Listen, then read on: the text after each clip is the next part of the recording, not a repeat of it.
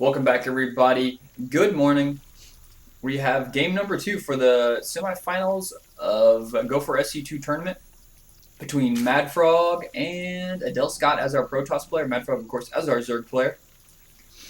And we saw last game MaDFroG go for a 7 pool with very successful results. Now, that was definitely a risky play. I've seen MaDFroG pull it out before. It definitely puts your opponents on tilt if you do that the first game. They kind of feel a little scared, maybe adjust their build order, get a gateway a little bit earlier than they normally do. And of course that in turn hurts their economy. That's why I love watching best of threes so much. There's so much mind games going in. You know, whenever you play on the ladder, you have you play one player once and they cheese you or they macro you and it's over. You don't play them again. You can kind of just have a game and then the next game you play is completely new. But in a best of 3 situation, there are mind games going on, and it affects the following games based on the previous games you played because you take into consideration, are they gonna rush me again? Am I gonna get proxied or anything like that? And that stuff kind of makes you alter your build orders. And anytime you alter a build order, you practice a lot. It really hurts your play. At least with my own experience. So we've got quite a few drones coming out. Now we're probably going to see wow, this is extremely different than his last game. Last game we saw a 7 pool. In this game it looks like he's going to 16 hatchery. Maybe he's going to make actually he's getting up to 7 now. Wow. This is the hardest drone production I've ever seen from a Zerg player in a long time. So actually getting a hatchery in his base. So this is extremely interesting here. I have actually never seen the strategy from MaDFroG before. We may see a ton of lings be pumped out and try and bust this front door. So Adelscott getting his chrono boosting that zealot out, fearing another 7 pool. Has not yet scouted. He hasn't scouted yet anything. So here, finally seeing that probot, going to go get some scouting.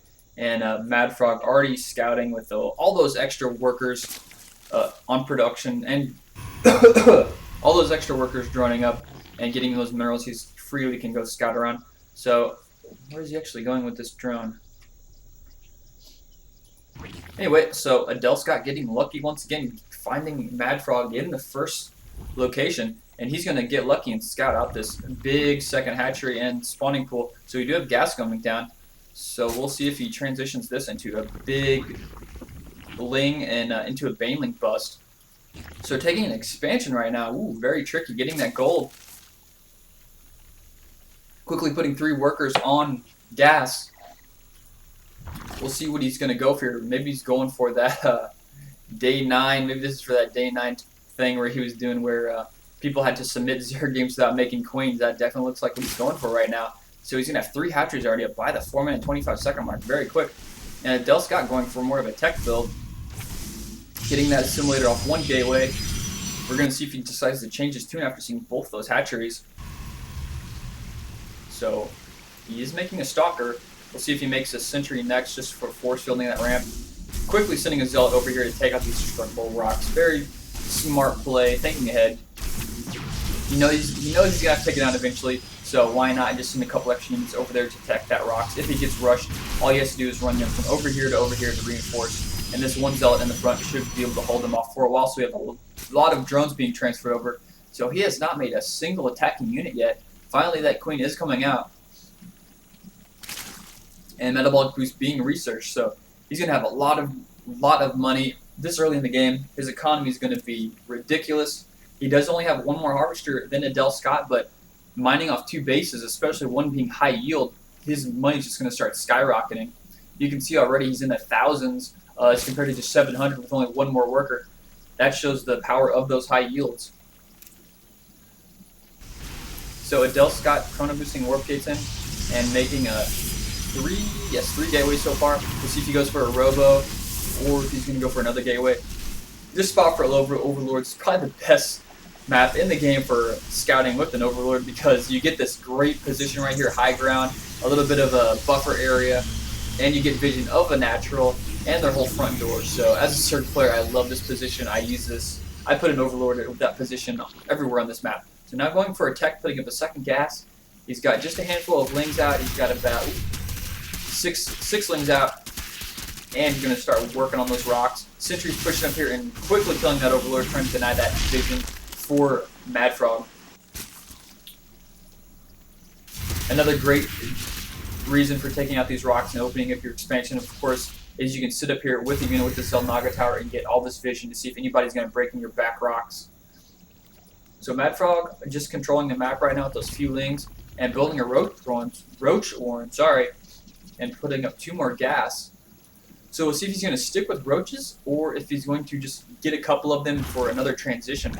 So with 2 queens out, actually 3 queens out, he's going to have so much larva. Probably going to see a couple of these workers be pulled off in gas here very soon. Looks like he's a little bit, I wouldn't say oversaturated, he's close to being fully saturated. So pushing out right now, Adelscott with a fairly large arm. Let's check the food count. Food count is very close, but worker count is actually only ahead by 5.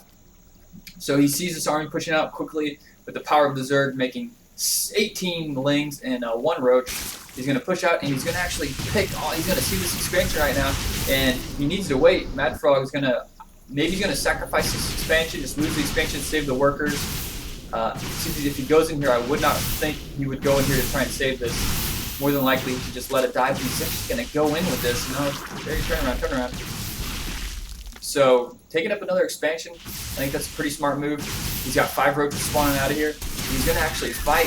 This is a very, I'm not liking this position now for MaDFroG. He's going to lose so many lings right now. If he just waited for those roaches to come out, this is not looking good for MaDFroG. So, a few more roaches down here, but you can see Adelscott army is barely even scratched, and all those lings died. You probably had 30 lings right there. All those lings are dead. And now these roaches are sort of pushing him back, but they're just going to get whittled away and killed off right here. And MaDFroG is without an army.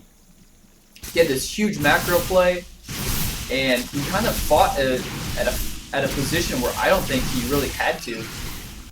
He was building another expansion. He saved all his workers. The only thing he was going to lose, and actually GGing right there, so MaDFroG loses. We're tied up at 1-1 for this GO4SC2 match, best of 3. So MaDFroG actually losing that game right there. I'm pretty surprised he decided to fight that at that expansion. Sure, he would have lost the hatchery, but that's only 300, and losing your queen, and after is only about another 150, so 450. But at the risk of fighting in that position, he was fighting in a position that was extremely choke point. He was in between all these minerals and the hatchery. So with just 1 or 2 force fields, he completely denied all those lings. I think a better response for MaDFroG would have been either A, to wait for those mass amount of units he had spawning, like those 5 roaches, or just to counterattack with all his lings, get in here and deal some damage to his main, maybe cause Adelscott to fall back. He had this expansion up, so he could have just transferred those workers that he safely escaped. So I think that was a little bit of a mistake on MaDFroG with that fight. So I'm going to cast game number 3 next.